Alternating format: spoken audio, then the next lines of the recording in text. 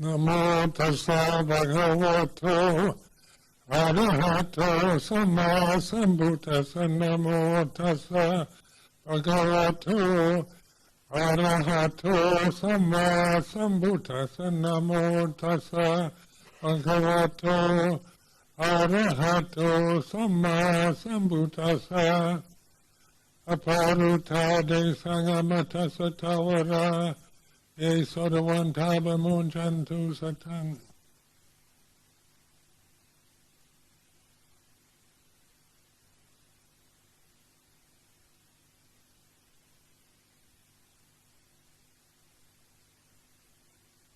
So it gives me a great pleasure to be visiting Chithurst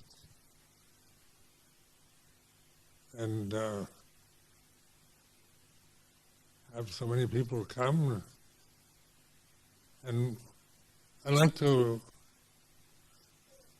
mention again and again that this is a reflective teaching or a pointing out rather than an actual teaching.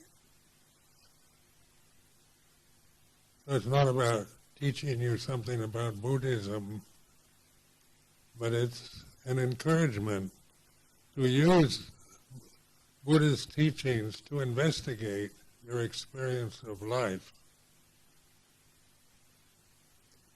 And this is what's so attractive to many of us in countries like the UK or Western world, a chance to investigate life, to try to understand what is the purpose, what is the meaning, what is it all about? Because these are questions that people try to give answers to, but somebody else is telling you what it is, telling you what's right, what's wrong, what's supposed to be, what should be, what shouldn't be.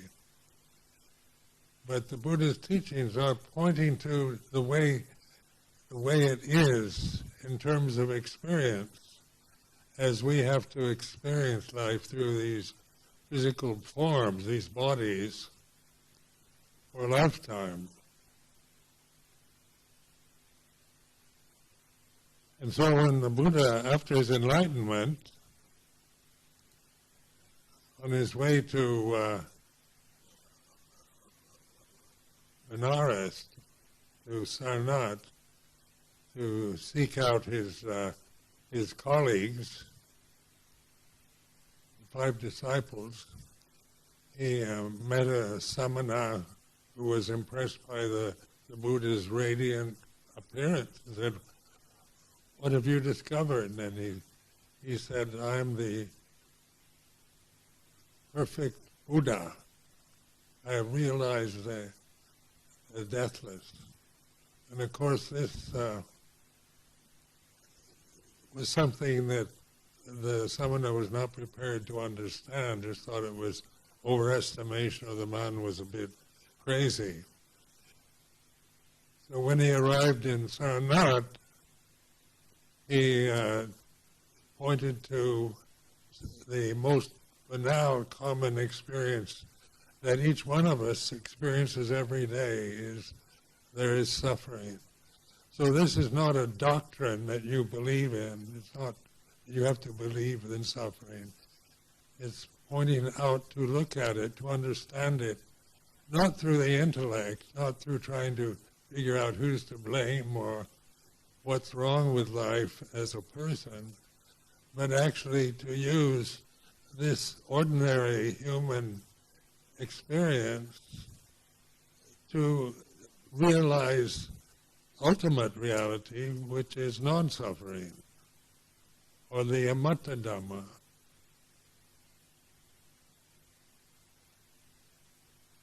So the Four Noble Truths, which is a teaching I've used my whole monastic life, from the time I was a samanera to this present moment. Four Noble Truths,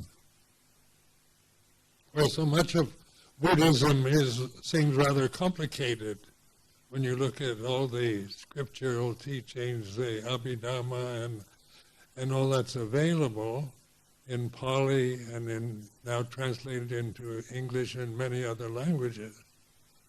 or the Four Noble Truths, is based on investigation of suffering. So, to understand suffering, we're not looking outward. We're aware of the suffering. It's the daily news. The mass media presents us with a daily diet of misery and suffering in the world, in politics, in personal experience. So suffering is a noble truth to be understood. And to understand something, instead of trying to figure out intellectually why one suffers, or why I suffer, it's not to try to figure out what's wrong in my life, who's to blame for my suffering, and how can I get rid of it. It's to understand it as part of experience of every human being that's ever lived. So it's not, and as I said before, it's not a doctrine that you believe in, but it's a pointing in a direction of inwardness. So you're looking inward, rather than trying to find out who's the cause, who's to blame for my suffering. We're not even blaming ourselves. We're actually investigating suffering, just a sense of discontent, the way we worry, anxious, anxiety, fear, anger, jealousy, greed, hatred, delusion, and all these experiences that we have through these forms that we strongly identify with. So the delusion is we identify with a form whose basic experience in life is suffering. Because as you grow up, get old, get sick, death, and these are when we identify with a physical body, these are all experiences. We want happiness, we want love, we want security, stability, we want all the good things, and we don't want any of the negative stuff that we experience. But as most of you probably are very much aware, that life is the experience of suffering. Just growing up, being a child, learning to fit into society, living with parents, with relatives, in a group, in a community,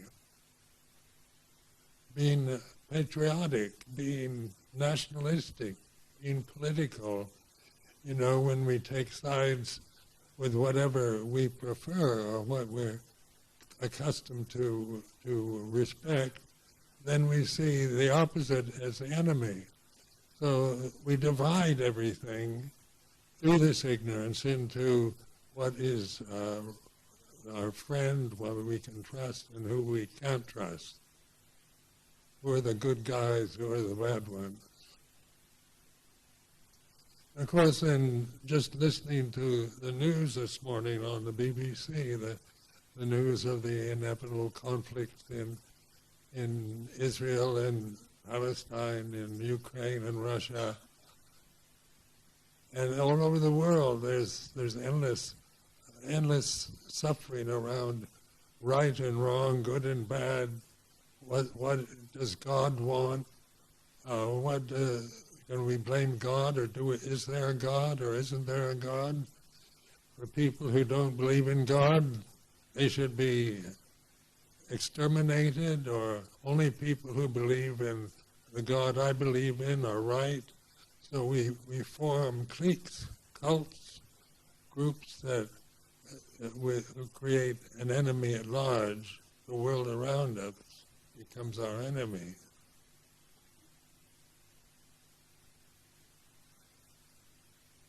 So understanding suffering this is where investigation is encouraged. So in the first two factors of enlightenment, are sati and Dhamma Vichaya, which are mindfulness or awareness and investigation. So the Buddha's teaching are the signs pointing to the way to be liberated from the delusions that we hold or that create the suffering we experience through these separate forms.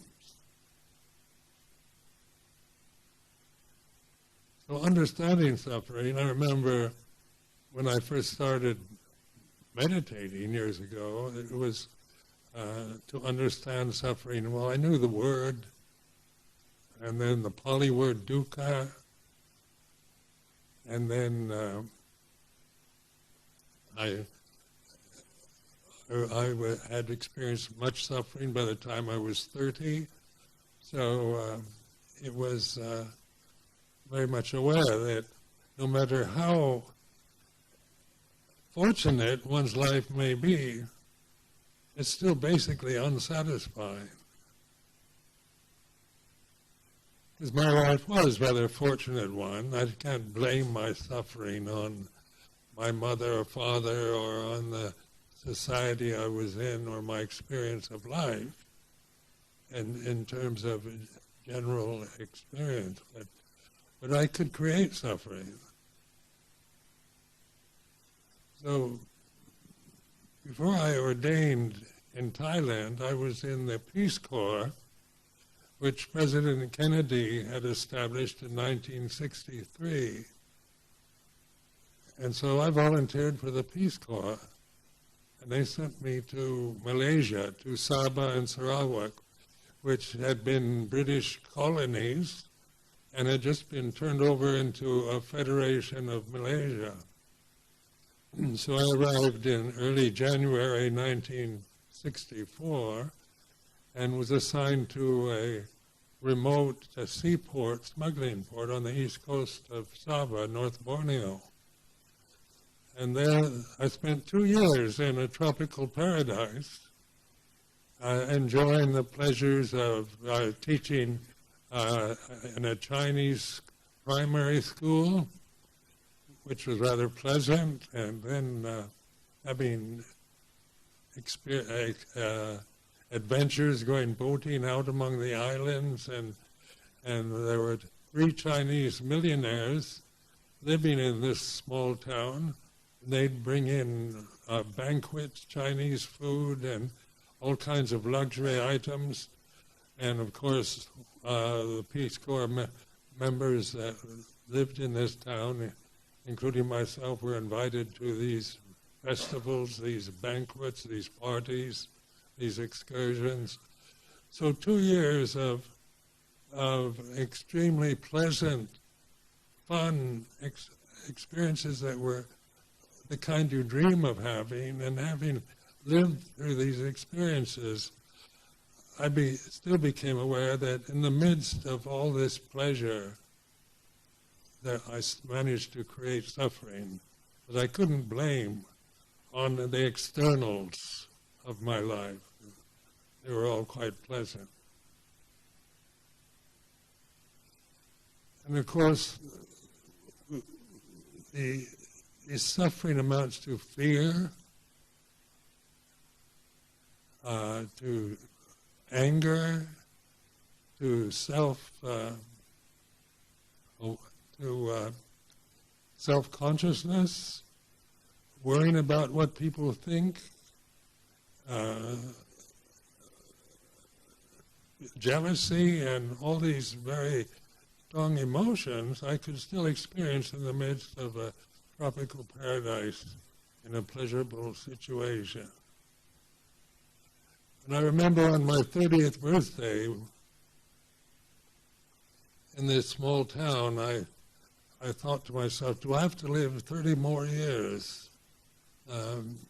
with these kind of emotions, with these things that just seem to repeat themselves over and over from childhood to the present moment, to the age of 30?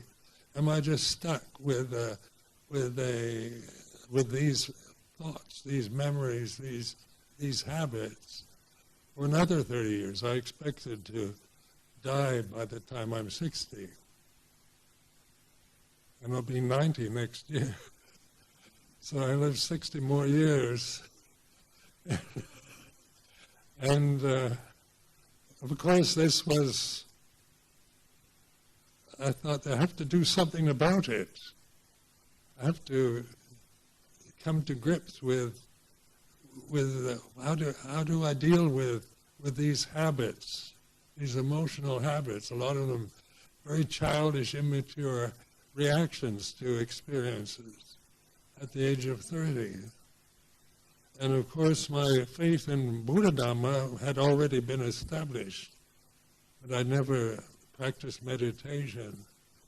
So at the end of the Peace Corps contract, which was 2 years, I went to Thailand and ordained.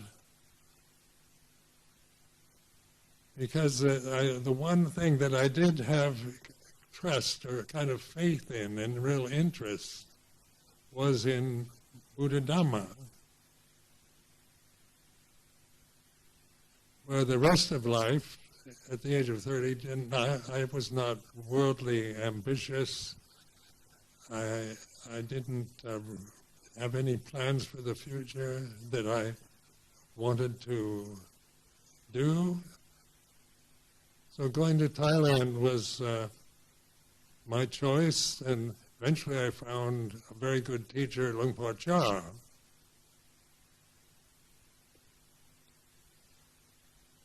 So this understanding of suffering is this. I encourage you to investigate the feelings that you experience, the negative feelings, like anger or fear, jealousy, self-consciousness, worry, anxiety. These are very common to all of us, because in terms of conditioned experience, having a human body, male or female, there's a lot to worry about. Growing old, loss of the loved we have to experience, diseases, sicknesses such as the COVID pandemic.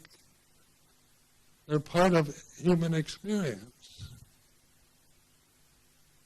So these forms are very fragile forms that are easily hurt, damaged in a vast universe. And I remember in Thailand, I used to gaze up at the stars at night in the sky. On a full moon night, we had to sit up all night and meditate. And it began to rather scare me, because I felt so unimportant, so small when I compared myself to just what I could visually notice by looking up at the night sky and the stars and the moon. And it was a bit, you felt very a sense of what's it all about, who am I? Because on a personal level, we take ourselves very personally, and we are the center of our experience. So each one of us is the center of experience for a lifetime in a human form. And that's just the way it is. When we're born, when a newborn baby arrives, it doesn't have a personality, it doesn't have a name. It has a human form, and it's fully conscious. So that consciousness isn't created by culture, by education, or anything else. It's just the natural state of being is experienced through the senses for each one of us. In the West, Western world tends to regard the material forms as the basis of creation. So God created the material world first. And so, and science tends to go along with this tendency to see materialism as ultimately real for us. And then consciousness is seen as something that we experience through the mind, through the brain, what we experience through the senses. So the senses are how a consciousness can manifest to see objects. So we have eyes, ears, nose, tongue, body, we have a brain. But is material really the basis for everything? If just contemplate, if there was no consciousness, how could there be any awareness of materiality? So consciousness in Buddha Dhamma is immeasurable. It's here and now, and it's what we really are, the pure consciousness, universal consciousness, supreme consciousness. And then the Buddha explains that what we are not is the forms that we identify with. We're not the body, we're not the thoughts, memories, the emotions, we're not the eyes, ears, nose, tongue, body, mind, or brain. So when we investigate using these are directive teachings, signs pointing to the here and now, Santitiko Dhamma, apparent here and now, Akalika Dhamma, timeless.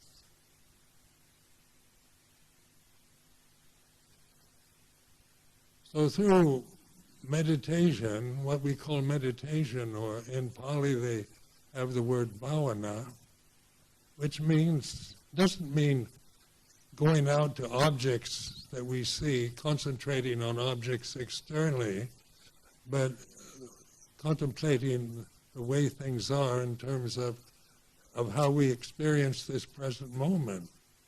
Because for each one of us sitting here in the Dhamma Hall, the moment is the way it is. You know, each one of us might have a different way of explaining what you're actually feeling at this moment. But there's the knowing, the feeling is part of, is how we experience, we begin to recognize pure consciousness, supreme consciousness or Dhamma, which is natural, uncreated, unoriginated, unformed. So in investigating in real bhavana, we're given the Four Noble Truths, which is suffering, the causes of suffering, the end of suffering, and the way of non-suffering. So this is, to me, a perfect teaching in its very short, succinct form that we call the Four Noble Truths. So in direct experience, living in a Thai monastery in northeast Thailand, when I couldn't speak the language, understand anything that was being said, and totally unaware of Thai etiquette and systems of behaving, having to fit into a form that's very restricted, a lot of very strict Vinaya precepts to keep, all based on what's skillful, what's unskillful, what's neither skillful or unskillful.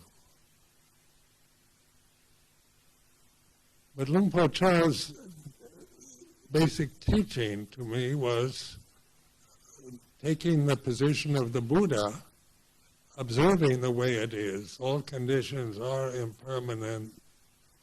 All Dhamma is not personal, not self.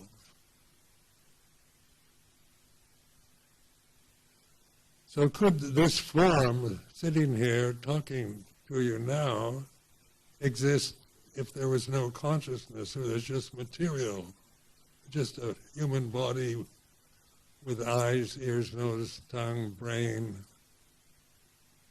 Could could such a form manifest and then become conscious, or is consciousness the basic source where everything can manifest, forms can manifest, space manifests, time and space and forms all manifest in consciousness. So this is a wisdom teaching, and it's not doctrinal, but ways of investigating to find out this truth for yourself. Because as literate as we can be, and as intellectually gifted we might be, just trying to figure it out with words, because words, all languages are just forms. The Pali language, the Sanskrit language, the Thai language, English language, they're all empty phenomenal forms that we tend to want to understand ultimate reality or the purpose of life through forms that are created in different languages that we cling to. We cling to words, definitions, concepts, percepts. We cling to these as our reality. And in the second noble truth, it's about letting go of the causes of suffering, which is not understanding desire. So the second noble truth points to desire. And this is a desire realm that we're experiencing. These bodily forms are desire forms. So what we see, if it's pleasant, we want it. If it's unpleasant, we don't want it. We're same with hearing. We hear pleasant sounds, we like to listen. And what's unpleasant, what is cacophonous, we want to get rid of. So the senses, the sensory experience is very dualistic. It's about right and wrong, good and bad, about behavior, what's good action, what's right action, what's good speech, what's wrong speech. All these are clearly defined because these are how we experience life, through these various forms that we cling to out of ignorance. And so desire is to be investigated. Desire is a sankhara, it's a phenomenon. It arises and ceases. It's impermanent, it's not personal. So they define desire, or dhanha, Pali word is dhanha, as three kinds of desire. Kama dhanha, which is sensual desire, what we see, hear, smell, taste, touch, feel, this is pleasant or beautiful, we desire it, and then we don't desire it if it's unpleasant. Then there's a desire to become. So noticing in monastic life, why I ordained as a Buddhist monk was to become enlightened. I wanted, as a person, to get rid of ignorance and become enlightened. And so much of my early years of meditation were based on me, Sumedho, trying to get enlightened. And so and then as I began to recognize Bhava Dhanha, the desire to become something, is a desire to let go of. And then there's a desire to get rid of what you don't like. So because of the Vinaya, all these, today we had the Patimokkha recitation, 227 precepts, desire to get rid of sexual feelings, desire to get rid of anger and greed, desire to get rid of the defilements, the kilesas. So I began to investigate the desire to become. to become enlightened, to become an arahant. And so what is aware of desire is non-desire. So sati Dhammavichya is investigating desire, so living in a desire form, identifying myself separately through desire concepts, creating endless problems about monastic life through thinking about them, becoming very self-conscious, being the tallest monk in the Thai Sangha, and being the first Western monk to live with Luang Por Cha in Huon. People would come just to look at me. So, because I was an unnatural phenomenon in that context. And then you feel very self-conscious, you worry what they're thinking, you don't quite understand how they see me, you imagine all kinds of things that you create in your mind. You don't understand the culture very well. So creating suffering about being the tallest monk in the Thai Sangha at Wat Pah Pong, or being the first Western monk to ordain with Luang Por Cha, creates these conditions, these experiences. And Luang Por Cha's way of teaching was for me to observe that. So in the Thai forest tradition, they use the mantra Puto, or the Buddha's name. So the word Buddha then suddenly takes on a significant practical use, rather than just something you bow to or respect according to tradition. You start realizing that Buddha, Dhamma, Sangha are much more profound than just Buddha images or beliefs in and faith in the historical Buddha. What is Dhamma? Anyway, to a Westerner, we don't have such a word in the English language. And so we take refuge in the Dhamma. What do we take refuge in? This is a question to ask yourself. When we take Dhammang Saranang Gacchami, what are we taking refuge in? And a refuge, of course, is a safe place, a stable, safe abidance in Dhamma. What is that about? How do you get there? And then the Sangha is those who practice in the right way, in the proper way, who actually bhavana or meditate, investigating experiences. Each one of us experiences life, like here at Chithurst, the monks, the nuns, we each experience it in different ways.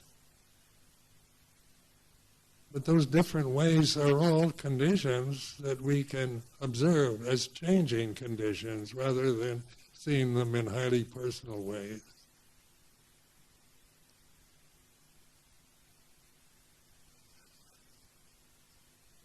So investigating suffering leads you to investigating desire. And I saw so much of my life was based on trying to get rid of unpleasantness in my life. Vipawadana, desire to get rid of what you don't like. Wanting to get rid of anger. Get rid of fear. How do you get rid of fear? How do you get rid of the kilesas? Oftentimes in the Thai tradition they talk in rather heavy terms such as kill the kilesas, kill the defilements, fight the evil forces. And yeah, I found this kind of language very unhelpful to me, because basically that's what I was doing, trying to fight the evil forces, the negative states of mind, the anger, the resentment, the fear, trying to get rid of them. Then the contemplating vipawadana, or the desire to get rid of things, I changed from just trying to resist and fight and control to observing. The Buddha position, the stance of the Buddha who observes the way it is. Dhamma is the best defined as the way it is. All conditions are impermanent, and Dhamma is not personal.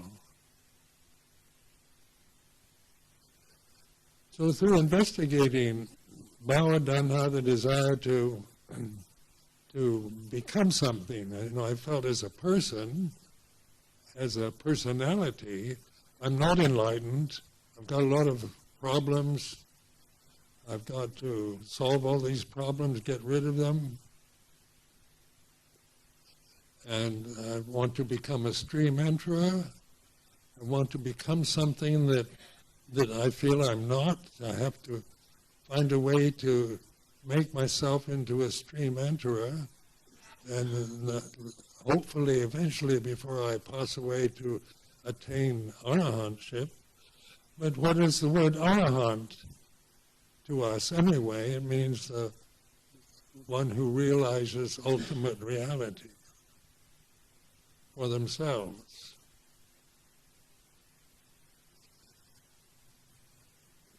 Now, how to investigate wanting to become enlightened, trying to get enlightened, is that there's awareness. You have to manifest this. You just listen to yourself thinking, I'm not enlightened, is a word creation. Just the very thought that you think, I'm not enlightened, I've got a long ways to go, is a collection of sankharas or phenomena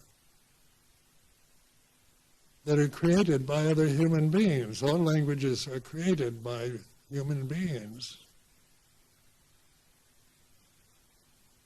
So can you believe that in terms of when you really look at it in terms of bhava-tanha, I want to become enlightened because I'm not enlightened, is a way of, it's the ego, it's the sense of I've got to get something I don't have, and I want to become something other than what I am. I am not satisfied with the way I am as a person. I can see many weaknesses, faults in myself.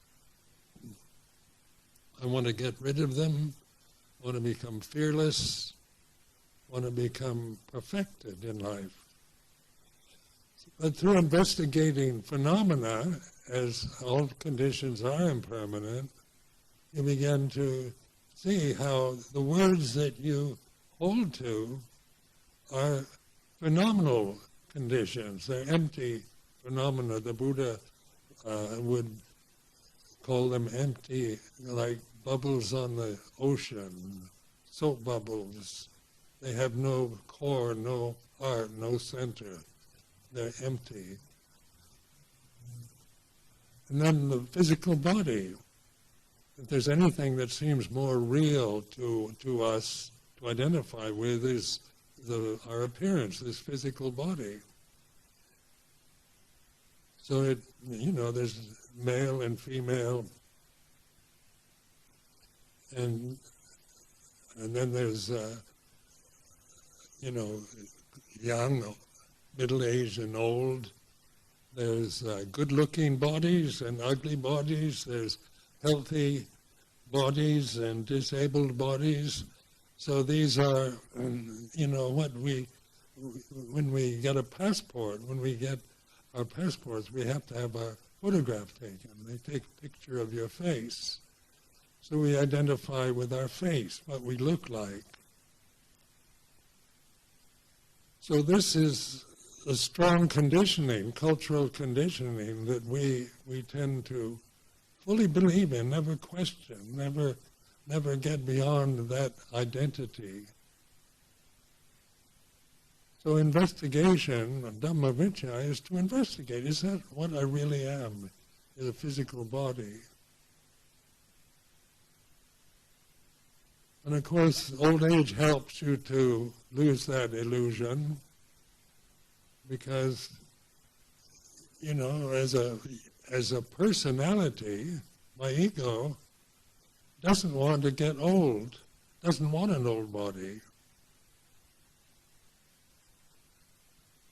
And living in a community of monks and nuns who are all younger than I am, reflects on how I used to operate. Now I have to depend on other monks and wheelchairs and walkers and walking sticks in order to move, to depend on special treatments for eyes in order to see, and wearing hearing aids. And of course the ego, my ego, doesn't want to be dependent on any of these things. So the ego, I listen to the ego. I can be aware of my ego, identifying with the aging process of the body, with the degeneration of the senses. And then the Buddha's reflection on all conditions are impermanent and not self. So maybe through this kind of investigation, you begin to have insight into that you're not really what you think or believe in. You're not any of that. That's illusion. Illusions that we hold to that are the cause of suffering. So the insight into the second noble truth is to let go of desire. In order to let go of it, you have to understand it. You have to recognize desire, sensual desires like this, or bhava-tanha, desire to become enlightened, is like this. You can observe that. What is it that observes the ego? It's not the ego, it's awareness. Being aware. You have to deliberately think, I want to become something that I'm not. It's like this. Just by repeating it over and over, I want to get something I don't have. Is this in this category of bhava-tanha? And you listen, you're not trying to find an answer to the question, but the question itself, you begin to see through the creations that you tend to grasp. They might be very good creations. Wanting to become an arahant is a very good, noble goal. Nothing bad about it. Wanting to get rid of hatred and anger and fear is good. Nobody wants it. It's not bad to want to get rid of anger and jealousy and fear. But the grasping of that, the blind identity with these three kinds of desire, is the cause of suffering. And the insight into that is to let go, which is really not destroying anything. It's not committing suicide or getting rid of your ego. It's letting go of your identity with it. Be the awareness itself. Be the Bhutto, aware of the way things are. And the way things are clearly stated by the Buddha, in all conditions are impermanent. And Dhamma is not personal. The Dhamma that we take refuge in is not something that I as a person take refuge in. It's our true home. It's a natural state. So Dhamma and consciousness align themselves very well, because try to find consciousness, is it the brain? In the Western world, modern science, we tend to identify consciousness as something to do with the brain. So they investigate the different functions of brain. But is somebody who's brain damaged, are they still conscious? when you're asleep, we say you're unconscious, but does consciousness cease when you fall asleep? Does it come and go according to whether you're awake or asleep? When you're dreaming, what kind of conscious experience is that? Because we have the awakened state when we're awake, when we're dreaming, when we're asleep. Does consciousness rise and cease according to dreams, to whether the body's sleeping or awake?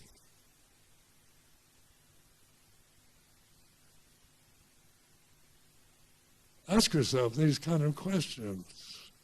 It's like this investigatory encouragement is what is most fascinating about Buddhism, because it is an inquiry into the experience that we have to go through in these very delicate sensual forms that inevitably get old, get sick, and die.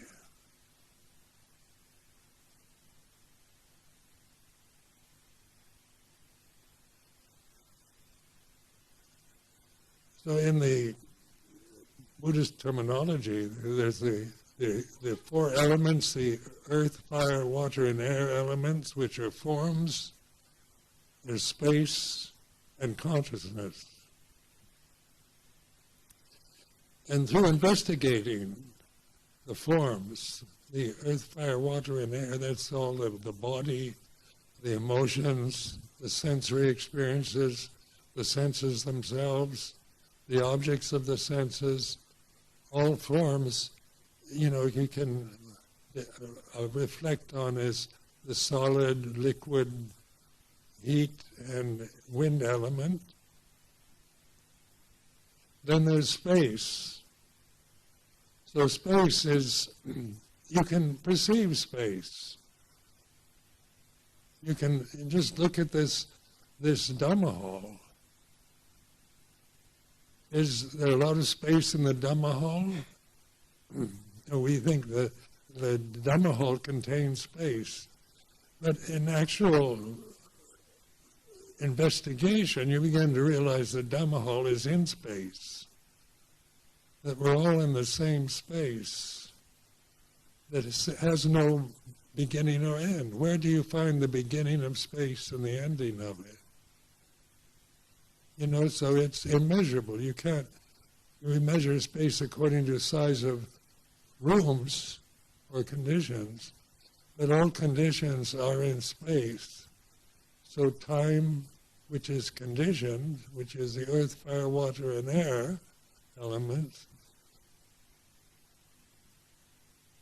they're the forms that manifest in space, and space manifests in consciousness. So try to objectify consciousness. Just try to, figure out what consciousness is with your intellect. Go to the Pali dictionary, or Sanskrit, or Chinese, or Tibetan, or any, try to find out what the great sages say about consciousness. You're still just as ignorant as ever if you just attach to what somebody else tells you. Because consciousness is here and now. It's not something you have to find. It's like trying to see your own eyes, like your eyes can't see each other. Even if you look in a mirror, that's a reflection of your eyes, but the eyes themselves can't see themselves. Consciousness can't objectify itself. So it leaves this sense of silence, which is very peaceful, here and now, and then the forms manifest in space according to conditions. They arise and cease. That's the way they are. Their personality, in other words, is a creation. So you can't achieve enlightenment through the personality. So as a separate person, as long as you identify with your personality, trying to get rid of your defilements and become enlightened or stream or an arahant, these are words that point to the ultimate perfection of a human individual. They're very desirable in these terms. But your personality creates these superlative terms. The word arahant is a creation. So just by operating from the personality, from the ego, you find a kind of hopelessness in your life, because as much as you try to become enlightened or get rid of your defilements, they inevitably keep appearing.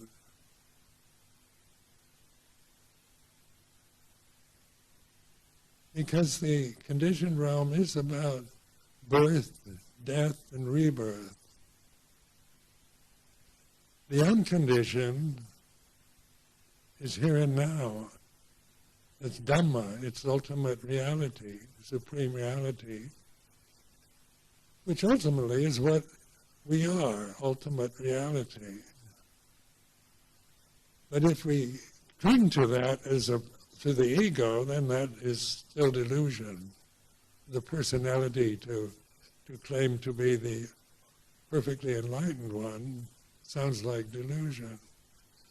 So the actual teaching is pointing to the most common human experience that we all can recognize quite easily as dukkha, or suffering. And through investigating, through understanding suffering, we realize the end of suffering, which is the third noble truth. Nirodha, or the end of suffering, is here and now.